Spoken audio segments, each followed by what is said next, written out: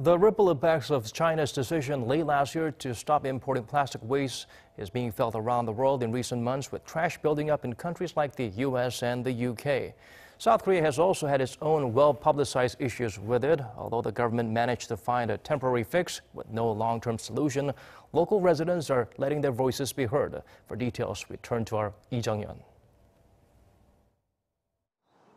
The so-called waste chaos in South Korea started earlier this month when recycling collectors refused to take plastic bags, plastic bottles, and even styrofoam.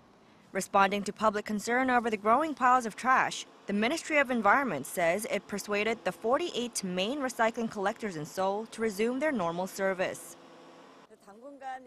There may be some confusion over recycling for another couple of days, but we foresee everything returning to normal in due time. The capital has some 3,000 residential complexes, and collection of some items was stopped at around 1,600 of them. A recent site survey by the ministry found that there are still 348 locations where it's yet to resume. With waste being produced every day and piling up outside homes, it's becoming an increasingly pressing matter for the government to come up with more than just a quick fix to the issue. The root cause of the problem, China has banned the import of 24 kinds of solid waste, declaring last July it will no longer be the world's garbage dump.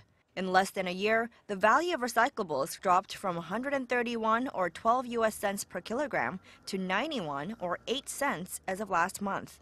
This has discouraged recycling collectors from processing materials that are no longer lucrative. According to Greenpeace, China used to import some 56% of the world's waste, including South Korea's. As a temporary solution, recycling collectors got compensation to resume their services. But the government is also working to improve Korea's recycling industry overall. Discussions are being held to come up with specific policies on the basis of thorough on-site inspections, which will continue until mid-June. Jeong-yeon, Arirang News.